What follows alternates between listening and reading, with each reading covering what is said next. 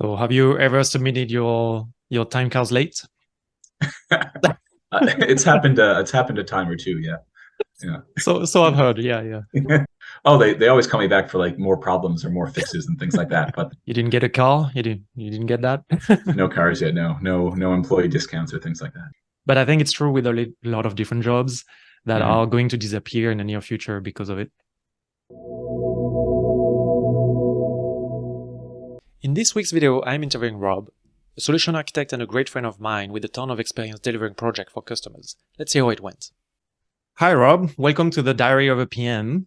Thank you for joining today. How are you doing? I'm doing pretty well, Pierre. Thanks for having me. Yeah, no worries. I'm so glad to have you here. So you have a lot of experience delivering projects with services organizations, and you've been a consultant and a solution architect. We worked together in the past in a SaaS company, where you were both a consultant and a solution architect. We'll get back to that. So first, let's go through the early days of your career. So how did you get into consulting? And maybe can you tell me if you remember your first interview and how it went, and if there is any story to share there? Oh, well, I came from an engineering degree, but towards the end of that degree, I found it maybe wasn't the best fit for me. So I also did a business minor, and I found I really liked a lot of aspects of those. So kind of between the two, I thought like maybe a technical consultant might be a good job. So I started out as a consulting at kind of like just a general firm. Worked there for almost 2 years. Um, the interview for that, it was an interesting one. It was one of those like large group rooms where there was 20 people in a room and they were asking questions. And I think at one point we all had to stand up and then we had to answer questions. And when we answered, we could sit down, Wow. like answered correctly. It was a bit strange. And then they broke us out to do a little like 15-minute challenge or something, or like case. And then we had to come back and very specifically answer what we contributed to the case, which was kind of interesting to see people uh, answer or kind of fumble with what they contributed. So yeah. So do you think you did a good job back then, and to get obviously to get the job, but like in that group setting, that must be, I don't know, that must be difficult, right? Yes and no. I think I don't know. I lucked out. One of my classes that I took in my minor had a lot of like case competition kind of things, and so they have like different models and different ways of like framing questions and problems. So I kind of just took that class and applied it, and so I had a pretty good answer of like, hey, what did I contribute to this? So I don't know. I think that helped me a lot with that interview in particular. Oh wow. And then so you got the job, I guess. Mhm. How was work back then? Like when you started as a solution consultant, what were you doing, and was it intense? Was it difficult? What were the challenges? It varied project by project. So it was a bit interesting where it was a program where you were supposed to like move around between different projects and even like industries and tasks and things like that over your first couple of years. So I was like a project management assistant. I did like app testing. I ran an analysis on like bank software. Helped like build a business case for a startup. Did a lot of like internal projects on like making decks or answering RFPs and things like that. So kind of all across the board, and some were much more intense than others. Like the project management one, our project was behind pretty far at a few points. So just making sure like getting deliverables and reports up to some of the executives and things like that. That was pretty long hours and long days. But other projects like testing an app, I was kind of just given the app and say, hey, try to break this in whatever way you can. So yeah, it varied. It varied a lot by project. Yeah. Okay. And do you remember how long were the projects in general, like, or like how large they were, how many people were involved in them? Hmm. I was never on many that were too large, other than that project management one where it was like a 40-person team or something. But other than that, and that one, I was on it for about 9 months, but I think the whole project was like 4 or 5 years. Um, Wow. the other ones tended to be a lot shorter, like 3 months, 2 months, even some of them were like just a number of weeks. So other than that larger-ish one, they were all relatively on the short side, I'd say, All right. and Cool. smaller teams as well. Yeah. And and I'm asking those questions not just with your first work experience, but the whole time where you were a consultant in a different organization you work with. Do you remember, or like, can you recall how the teams were organized, and maybe the differences between the team's organization between companies? Oh, fair.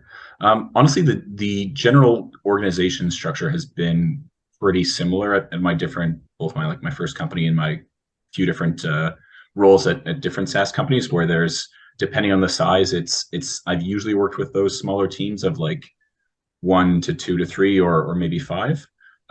There's definitely other SaaS implementations and definitely other solution architects where you might be part of something like a 40-person team, like if you're implementing like an ERP kind of software or things like that for a major company. Um, but in general, I've mostly been working on small teams where there's either it's kind of the consultant leading it all themselves, with maybe some like discretionary or like a sponsor helping from the consulting side, or it's a small team of like 3 or 4 where there's a PM, a solution architect, and a couple consultants that are doing kind of the hands-on implementation. All right. I think, and for me, like I recall these days when I was myself a consultant. One of the reasons why I joined being a consultant is because I love traveling, Mm. and I got to travel to quite a lot of places back then. So do you recall also doing a lot of travel, and how was that for you? Yeah, I've never done a crazy amount of travel. There's definitely been a few great opportunities and some in very enjoyable travel sites I've gone to, but I've never been like a road warrior where I'm like in and out every week for 6 months or something like that. I have a lot of friends who have done that certainly, Mhm. especially during like those early consulting days. Um, but I don't know. In general, I enjoy the travel. I try to take some time to add a week on there or something, or experience the city if I haven't been there before. Um, yeah, like if I could travel every month for work, I would do that. Once it gets kind of over that, it can be a bit exhausting per se. Hotels can be a bit boring day in and day out, but in Yeah. general, yeah, I really like the travel aspect of consulting. Yeah, that's great. And do you have any story to share about traveling? Anything that might have happened one day? If it's too spicy, don't. But um, Nothing too crazy. I can't think of anything too. Oh, I was like, I got a speeding ticket coming back, driving from Detroit to Toronto, but nothing too interesting, like work related per se. all right, Yeah, pretty keeping it professional. That's nice. yeah. Um, on the project that you were running, do you remember if they were waterfall, agile? And do you have any thoughts to share on that in general? Hmm. In general, they've mostly been waterfall. Kind of most of the companies that I've worked for kind of take that approach per se. They may have done like a semi-agile thing where there might be like three kind of not even necessarily sprints, but like 3 iterations where you design, build, design, build, design, build. Um, but in general, it's mostly been a kind of a waterfall approach. Um, I'm all for kind of a more agile approach, though. I think that would lead to better outcomes and better results for the project. Um, the issue tends to be that agile is a lot more expensive and it's hard to put a firm deadline on when it's going to go live when doing agile. Like you can say, hey, we're going to do 5 sprints or something like that, and maybe that works or something, but it can be a lot more flexible, or you need a lot more flexibility with agile to kind of work with those timelines and actually get somewhere, or like to ensure you're getting where you need to go per se. Yeah, definitely. It can be challenging to have a plan it's set in stone for agile and know where you're going, and it's a lot of trial and error. So, yep, I hear Yeah. you. Um, so if you recall all the period where you were a consultant, um, can you tell me maybe two things that you enjoyed the most while working as a consultant? Yeah. I definitely enjoy working like with the customers and like just the kind of the variety of projects and people you meet. Like you're always, depending on how many projects and the length of your projects, but you're working with a number of customers, a number of interested industries, and just kind of you get to learn a lot kind of over generally a shorter period of time than some other careers would let you. And while you can see a lot of the same things, in general, most customers do have kind of something unique about them, some unique considerations, unique problems, requirements, things like that. So consulting is pretty good at keeping things fresh, keeping things interesting, especially when you do get to work with a variety of industries and things like that. All right. And on Diversity. the other side, the number two, I guess, would be like kind of solving problems is pretty fun, especially like working when you see that you get those requirements initially and you think about them, like how can we resolve these, and then like kind of connecting the dots using software to leverage that, and kind of just seeing that aha moment, or that like seeing the recognition in the customer's eyes, that knowing that like, oh, this thing is going to help me, this is going to save me a lot of time or money or things like that, and just being able to kind of solve those problems. I think this is a great answer from Rob, because it's basically the reason why I went into consulting myself as a consultant, but also project manager. You see a variety of companies. You will work with financial institutions, airlines, oil and gas company, and those are really different businesses. So you get to experience all of that while being at a single company. So you don't have to switch jobs to experience different things. You can see all of that within your one job. And also all the different technical solutions. There is a variety of solutions that you can implement, and sometimes you see a variety of things that you may never have the opportunity to see in different jobs. Let's continue. Awesome. And can you share maybe 2 aspects of that job that you may not like? Time cards for sure. Time cards. So can you explain time cards?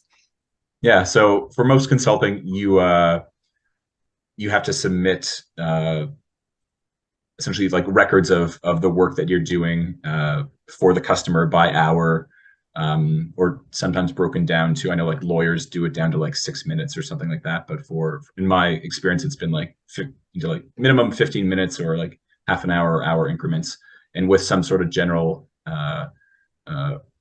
explanation of the work that you've done there. And they just take up a lot of time. They can be pretty tedious. They're very necessary. Like no one I know has solved this problem or made a better way. So maybe that's a $100 million idea out there if someone can invent a better time card solution. But they take up a lot of time, and they're very easy to ignore because they're not necessarily like a value add to the project. They're obviously a huge value add to the company because that's how they get paid. Because those feed into like invoices and things like that, so that your company can bill your time appropriately. But for the consultant or the solution architect, it's they're usually not a main priority until it's end of month or something like that, when the company needs to bill. But I'd much rather like put out some fires or advance the project or respond to emails, kind of like move the needle that way than kind of the more administrative tasks of time cards. Yeah. So have you ever submitted your time cards late? It's happened a time or two. Yeah. So I've heard. Yeah. Is there anything else that you may have disliked about being a consultant? What do I have here? Sometimes it's difficult to kind of see the impact of your work.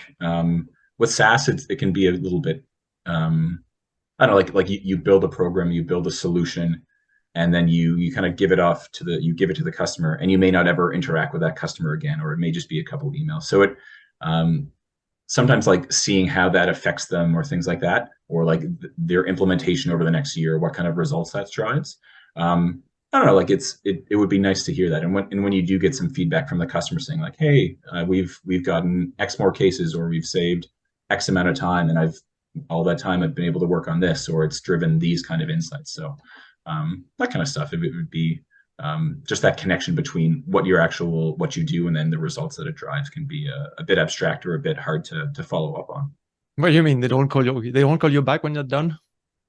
Oh, they always call me back for like more problems or more fixes and things like that. But it's more rare when they say like, hey, oh yeah, this has worked great. This is amazing. We've done X and Y and Z because of this. Yeah. What is the nicest thing that a customer may have done for you? I've gotten some like letters of like recommendation or just like glowing kind of reviews from customers a little out of the blue, like a couple weeks after a project end. That's always nice. I've also had like shout outs or things like that from the internal projects when they're announcing the project or the software like internally, then they like kind of put like, oh, with the help of these players, and like just a big thank you to that, almost like kind of like the acknowledgements that you'd see at the end of a book. Like that's always nice to see. Yeah, I know some friends have gotten like gifts or presents or things like that from customers, but I haven't had those kind of ones yet. You didn't get a car? You didn't get that? No cars yet. No employee discounts or things like that. No. So you eventually moved from being a consultant to being a solution architect. So can you explain how that happened, how this transition happened, and maybe like, did you apply for it? Was it what the role given to you? And what is the difference between a consultant and a solution architect? Yeah. So maybe we'll start with that last part first then. So the difference between a solution architect and a consultant. So a consultant tends to be more hands-on in delivering the project and like customizing the software, like making changes, things like that. Whereas solution architect tends to be on a larger number of projects. So say a consultant, and this is just an example, it's going to vary by SaaS product and industry, but maybe they have 3 to 5 projects. A solution architect may have 15. So they tend to look at the project at a higher level, more on the design side, where they're seeing, oh, okay, how can we designing that solution? How can we build this? How can we implement it? Things like that. And then also kind of doing owning the technical implementation and the technical kind of quality. So whereas the solution architect may not be doing hands-on coding or hands-on work for the project, they're kind of there checking in with the consultants, making sure that things are following best practices, that they're designed well, that they'll scale, that things are getting done as they should be designed. So they're kind of managing the project from a technical side of things and at a higher level than what a typical consultant would be with hands-on work per se, with sort of a narrower focus a consultant might have. Yeah. All right. And then the first part of the question, how did you get into a solution architect role? Yeah, so I'd done consulting at a few different companies, been senior at a few different companies. And at that point, there was kind of a few different ways I could have gone. Like I could have gone into like project management, into product to a degree, or into like kind of the solution architect role. And I think that one kind of spoke the most to me. Like I still really like solving the problems and kind of staying a lot more involved in that technical side of things there. So taking that next step, solution architect, was kind of it made sense to me as to that progression there. Yeah.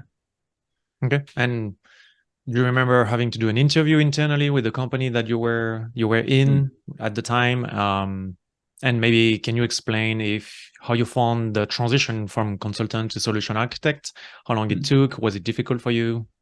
Yeah, I guess so. My situation, my progression might be a little bit unique in that I'd been with the company as a consultant and senior consultant for a couple of years, and then our company opened an office in the UK, and I had the opportunity to kind of join that office shortly after kind of the first wave went over. So they had sent over someone who was previously a solution architect and had taken on kind of the management of the consulting team role, and then they needed a second body there with some technical expertise to kind of help kind of manage that side of things. So I went over there as a senior consultant, but kind of immediately started stepping into a solution architect role. So at the start, I was still very hands-on, but as time went on, I was very much doing that design, doing that management, and kind of being the go-to person for questions and technical expertise on that team over the 2 years that I was over there. So while my title didn't change the whole time I was over there, kind of the responsibilities and role, I kind of eased into that solution architect role. And then after that assignment there, I came back to Canada and took on a solution architect role here. So yeah, it was kind of a bit of an easement into that piece. Right. Yeah. So natural progression from a consultant to a solution architect position. Mm-hmm. And where I've seen that with like kind of colleagues as well, it kind of tends to happen that way, where someone is a senior consultant and people recognize that they're skilled at their job, and then we kind of start giving them little tasks, being like, oh, I don't have time to do this. I think this would be a great way for you to cut your teeth, and I trust you with this to do these estimates, do this design, or take on a project in a much more wholehearted way, where say like normally I would give you 20%, like I'd be overseeing 20% of your work or something, but I'm going to let you just do 95% of it and kind of run the show on the technical side, and then I'm just here if you need help, kind of thing. So yeah, you kind of recognize those people who are doing well technically, and then kind of give them more and more responsibility until see what they do. Yeah, great. And so you mentioned that you moved abroad. That was something I wanted to talk about. So you mentioned that the company was opening an office. You had an opportunity. How did that go in terms of moving abroad and going into a new country, starting a new life there, technically for a company? How did the company support you, and how was the whole experience? Yeah, the company was actually incredibly supportive. They had like resources to help me with the visas, and then once I landed, to help me find a place to live and set me up. Like I was in a long-term hotel for a month that was covered by the company, and then before I took up my own like personal place and things like that. So there's a lot of support there. The paperwork and forms is obviously still a ton of effort and time. Like I was essentially moving for 3 months and then like waiting for forms to get back and everything like that. And then it was like, oh, 2 weeks. Like, yeah, you're flying out in 2 weeks. Everything's approved. Like, go, go, go. So it was a lot of waiting, a lot of forms and paperwork, but I got a lot of support from the company to do that. Yeah. And how did it go? Did you like it? Overall, yeah, I think it was a great experience. I would say it's probably one of the easier moves to make from Canada to the UK. Like there's a lot of, obviously the language is the same, the culture, there's a lot of shared aspects there and things like that. So it wasn't like a huge culture shock per se. Yeah, unfortunately, I landed a few months before COVID, so that kind of put a dampener on some of the opportunities and plans that I had for part of that move. But kind of setting that aspect aside, yeah, I really enjoyed the experience. Yeah. So would you recommend anybody watching this video to try and move abroad? Oh, 100%. Yeah. If it's something that like interests you at all, yeah, do some of those assignments or things like that. Especially if it's not like a permanent move, like if your company's doing just like letting you do that opportunity to go just work somewhere for 6 months, for a year, 2 years, and that interests you and scratches an itch, then I would say go for it. Yeah. Nice. There's a lot to see and do out there. Yeah. And you obviously worked more with people from the UK and people from Europe in general. Have you noticed any work difference, like cultural difference when they are at work? Yes, definitely. In terms of like customers, I found, and this may not be like in general, I'd say like European and in particular like the Germany and like Nordic countries and things like that, they're a lot more straightforward and there's a lot less, I would say, like politics. Like they will just come on a call and they'll be like, oh, we're unhappy because of these three things. And I'd say there's less like passive aggression and they're just a lot more upfront about things, which is often great because you can just like, oh, we're just going to go address these things now, or hey, you're being very forward about this. We can talk about it, and maybe we can solve them, but at least we know it, and we'll try to deal with it as best we can. Whereas in North America, I think there's not that level. People aren't as comfortable with that level of conflict or like confronting things as open face. So I don't know. I definitely found that very refreshing, and it was. I don't know. It's good when the customer just like puts their cards on the table, like, "Hey, we're really not happy with this. Like, this needs to be resolved, etc." Yeah, and yeah. And longer lunches? I didn't really notice it. I don't know. I did and still do like a lot of eating at my desk, which I don't think is a good is a good thing to do. And maybe the UK office picked that up from the Canadians there because at the start there was more Canadians. So there's a lot of eating at the desk. So I didn't notice too much on the long lunches.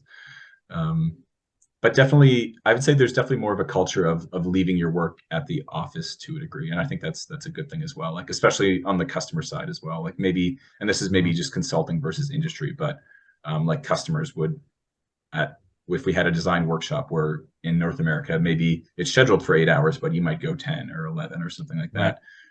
At 5 p.m. on the customer side, it's like, oh no, we're done for the day. We're going to continue tomorrow. It's over, kind of thing. Let's pack up and revisit. So there's definitely more of an appreciation for like personal time and kind of work for hours versus off time. Yeah, I don't know if it's in Toronto or in Canada, but I find that this is changing a little bit. Like it's getting better. Over the years, I think it has improved. Like I don't see people working as late as I used to see, but it might just be me also working in different environments. That's fair. I think in general, like knowledge about it has gotten better, like mental health and things like that became a lot more to move to the forefront a lot during like the COVID and things like that, or during COVID.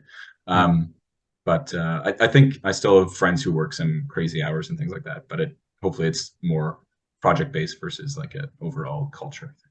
Right. Yeah, I hope so. So being a solution architect, so same question as a consultant, there might be similar answers, but let's try to give different ones. Yeah. What do you like about being a solution architect versus what you dislike? Yeah, honestly, a lot of the same answers, like true, just dealing with the variety of the customers and things like that. And to a degree, once you've kind of, in my mind, once I've built the thing a number of times, the actual building of it, I don't necessarily need to do. I don't necessarily take a lot of enjoyment from like the hands-on coding and things like that. It's more of like the design part and like seeing like, oh, we can make this work and figuring out that, and then also kind of then seeing it work. So it's more fun for me at this point to kind of design the thing, and then at the end just see it working, and I get enjoyment of that, where I don't necessarily need to have the enjoyment of like fingers on keyboard, like fixing the thing and things like Yeah. that. Um, Also, the other element, kind of as you move up in ranks and things like that, is just managing the team of consultants as well. Like seeing, working with that team, teaching them, kind of helping them advance and kind of grow their own knowledge in the space, and seeing them kind of like nurturing those new resources, mentoring them. I really like that aspect of the job as well. So kind of going from the individual contributor to the just like a managing side of it is it's been pretty rewarding as well, and you develop a lot of good connections and relationships there. Right. Becoming an enabler. Exactly. Yeah. That's a great point here by Rob, because although solution architect like project managers don't have direct reports, they are leader in the company that they work for. Both these roles have influence within the organization, and this goes beyond the services department because it's all the interactions with the sales team, product team, all the different teams that are interacting with the services department. Anyway, let's continue. Now I have like some more general questions. Yeah. Like you must have faced some time of conflict either within, and I mean at work, within the organization or with your customers. Do you remember any time of conflict and how it was resolved? There's always going to be conflicts over like budget and timelines and things like that, and when you can deliver. And there's not an easy solution to that other than just being firm and making sure you're prioritizing things and setting realistic timelines. Something I've certainly had issues with is setting those timelines and being able to kind of deliver them when you're working on 8 projects and everything's kind of on fire. Definitely a tip there is to kind of just maybe double every timeline that you think, like, oh, I can have this by Friday. Like, maybe I should give myself some breathing space. Don't share all your secrets online, you know. Yeah, fair enough. Yeah. I guess at the same time though, is not putting deadlines and things is also a recipe for them to never get done as well. So right. Yeah, striking that balance is something I still struggle with. What Rob is talking about here is not a secret. All consultants and solution architects, when you ask for an estimate, will add some buffer time. They will pad their estimate so they give themselves some bandwidth, because if they run out of time, then they want to make sure that they can still finish the task within the time that they've estimated. And that's fair. But also the project managers should do the same thing. So when you receive an estimate from a consultant or a solution architect, you should also add your own buffer. Why? Because it's to account for the unknown. Somebody can get sick, some things can happen, and you don't control this. So you always want to have some buffer time whenever you estimate some task. And this is common practice. Let's resume. Overall, what do you think about working with project managers? What is the dynamic of you working with them? And you've probably have faced many project managers as well on different teams, different organizations. Mm-hmm. Is there anything specifically that you want to call out that you may enjoy, or like you may dislike that the way some project managers talk or communicate, or I don't know, tell you what to do? Yeah, no, they've all been perfect. No, that doesn't exist. Yeah, it doesn't exist. No. It's honestly like you need to strike a balance between with an SA and a PM about almost the level of like oversight that they had. And I think this applies to like the PM and the consultant as well. Just like striking that balance between like being completely hands off and also like micromanaging too much, because that can get very frustrating very quickly. So yeah, just like having that initial communication up front to be like, hey, these are the expectations. This is how often we should be talking about things.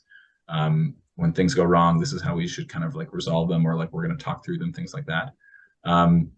Yeah, I tend to prefer almost more of a hands-off approach. Yeah, it's important to kind of set the balance on like how much management the PM is going to do, and walking that fine line between making sure the updates are going on as needed, and breathing down someone's neck to the point where it's becoming frustrating to work with that person. Because I definitely have PMs where they kind of overmanage, and you don't want to talk to them, you don't want to work with them because it's just annoying, and just like the relationship isn't good there. But I've also worked with PMs or sponsors and things like that where where it's been that perfect balance where they give you enough rope to kind of run with, and they kind of just, they make the project so much smoother. Like it just lets you focus on your job and kind of add the value that you can add. Like kind of keeping you, like reminding you of action items, making sure you have enough time, talking to you about like, oh, if what's your resourcing looking like? Are these deadlines still appropriate? Yeah, and just like when you have a great PM, it's amazing. When you don't have a when you have a bad PM, like it's terrible. Yeah, it really disincentivizes you and kind of saps the motivation from working on that project. Yeah. Yeah, definitely. So do you have any advice for project managers on things maybe to do or not do? Um, Definitely like have an initial conversation with your team, like your SA and your consultants about like how they like to be managed or how like they like to be like communicated with. And try to make it honest. I know, like especially with like more junior consultants, they'll just be like, "Oh yeah, whatever you want," things like that. But try to be honest. Be like, "Hey, like, do you want me to check in a lot? Do you want me to check in every day, every couple days, things like that?"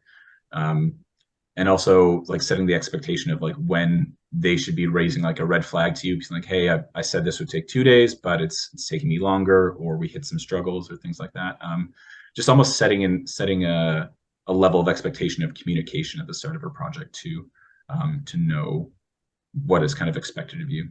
And this Yeah. probably matters more when the consultant and the PM are doing a larger number of projects than versus if you're on, I don't know, like when I was on an ERP implementation, it's just like one PM and their team of 40 people, and that's when you're on 40 hours a week kind of thing. But when you're juggling a lot of projects, then those kind of conversations are important, I think. Yeah, these are good tips. And what advice or recommendation would you give to people who wants to jump into a role in a services department? Communication is just like it's pretty hard to over communicate in consulting. Um, just yeah, talk often, talk to the stakeholders, to your PM, to your teams, make sure everyone knows what's going on, when you're hitting trouble, when things might take longer, when things might take less time, which is, hey, it happens That never once in a blue happens. moon. Yeah, there's always enough time in budget. Yeah, just communicate. And this is something I need to take to heart more as well. But um, yeah, your technical skills will definitely get you far and things like that, but your communication skills will take you much farther. I'd say, yeah, it's someone who's communicating clearly and has a good relationship with the customer, with their team is everyone loves. Yeah. Yeah, definitely. Rob said it himself. Communication is the most important thing about the job of being a project manager. Actually, he mentioned stakeholder communication, and I have a video about that, so go check it out. But let's continue. So as part of this interview, there are two more questions that you prepared. One of them is for me, so let's get to it. All right. I have two questions, and you can pick All right. whichever one you want. So, Oh no, you can just shoot. I can answer okay. both. What do you see changing about the PM role in the next, let's say, 10 years? This could be in terms of like technology with like AI involvement or Internet of Things or interconnected tools, or more of like a soft skills or like social element too, or a combination of the two. Well, that's an interesting one. Definitely, the project manager position will change inevitably, and I think sooner than we think. It's not going to take 10 years. It's going to take maybe a couple. And that's because of AI. AI is going to revolutionize the whole industry, the whole world, really. And we have to learn on how to use it. And people who don't know how to adapt and how to use AI are going to fall behind. So that's the first thing that will change, is that you need to get to par and be more efficient, more productive. Because, for instance, right now with using ChatGPT and those AI language tools, you can just write emails, you can write summaries, you can take meeting notes, you can do a lot of things that are automated that are saving you a lot of time. So why would the company pay somebody to do that when there are tools that can do it more efficiently? So that's the first thing. And I think down the road, within the next 10 years, potentially, the role might completely disappear. Or you would have a project manager that manages 100 projects. That is just a supervisor of AIs running the projects, basically just making sure things are on track in general. But I don't think in the future we'll have project managers on each project that are just monitoring, building project plans, budget. All of this can be done, can probably be automated by AI. So I think that's the biggest shift that we'll see. But I think it's true with a lot of different jobs that are going to disappear in the near future because of it. In my mind, like the near future, I think, yeah, is a lot of like automation where it lets the person do a lot more kind of like value add in terms of like the human skills. Like there's a Malcolm Gladwell book that talks about the example they have with like chess, and like humans who play chess are worse than computers who play chess, but they're both defeated by a human plus a computer, like someone using AI to like kind of assist them and make decisions. But the human knows when to divert from the best, or like what the computer thinks is the best case and things like that. So I think that's what I see. Yeah, where you're going to be able to automate the Gantt chart where you can just say, hey, this is going to take 2 more weeks. Update all the slides, update all the timelines, send the and you can communications. focus on exactly. You can take care of the more human elements of it. And the thing is, like when you're working in a SaaS company delivering to a customer, then we may have these tools and they may have the same tools, and then they talk to each other, and there is no more interaction required to do a lot of these things. And then it becomes, the humans become just, they do the interaction, but just to have the interaction. And just to have this human element to a project or to a situation. But at the end of the day, the grunt work and really like the work that's happening is not really made by human. Interesting. Yeah. That's the future. Yeah. Maybe. Better get ready. Yeah. What was your second question? Second question is, what is one tough conversation that a PM needs to know how to handle? Like what's the number one tough conversation that you need to know how to handle? Well, outside of asking for a salary increase, I think it's just saying no, coming with bad news. So I think it's really to come prepared with extremely bad news when you're in situations where the team really screwed up, and that happens, or like you had a lot of issues, problems, you have delays to announce, you have extra costs to announce, or even like you have to announce that the project you thought was feasible is not feasible, and you have to announce that. So in all of these situations, I think those are complicated messages to communicate, and you have to learn on how to deliver them in kind of a positive way.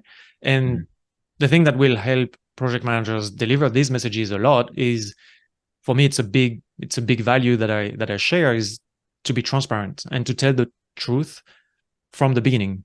If you've been doing that consistently from the beginning, there is no point in your project that yes, people may be surprised a little bit, but they should see things coming, unless if there is a catastrophic event. But there should be enough leading indicators that this is going to happen. So the conversation becomes a lot easier because people were prepared, because they knew in advance that things might go wrong. Like if you do a lot of, for instance, if you do a proper risk management on your projects, then you're supposed to be sharing all the risks all along the project. So you're supposed to be identifying those risks early on. And if they turn out to be true, then people already knew about it. You already know the consequences, and you have a mitigation plan to put in place. Yeah. Less surprises, yeah. If you have that level of transparency and that relationship, then the hard news is a lot easier to both deliver and receive, I'd say. Relationship plays a big role too. Yes. All right. Thank you for your questions.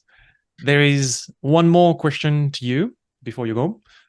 And that's because each time I ask somebody to come and have an interview with me, I ask them to provide me a question. So the previous person that was here provided a question. So that I haven't read yet. So I will tell you the question and then you can answer.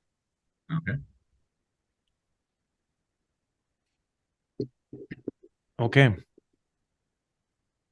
So what was an impactful mistake you made in your life, and what did you learn from it? It's going to go back to probably that communication there. Once I deleted or overwrote a major like hierarchy element that's kind of the backbone of the software that I was implementing, I overwrite it to a version that was like a few weeks out of date on like a Friday night or something. In production, you mean? In production, yeah. The customer was only live for a couple of months, a couple of weeks, but it was still significant enough, but I overwrote it. I uploaded like version 1 of the file instead of version 3 or something like that. And then I realized the mistake immediately when I went to like do a subsequent import and said, oh, these things aren't there, can't find it. And I was like, oh gosh, this is what I did.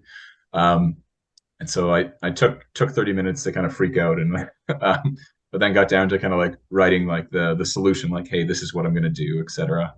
And then I wrote the customer an email and the PM and just said, hey, this is what's happened. This is what I'm going to do. I'm going to stay up until I can fix it. I thought it would take me a couple hours, but it ended up taking me about 16 hours, I think, to fix the thing. Not all of that like constant uptime, but I essentially worked from Friday night until Saturday night.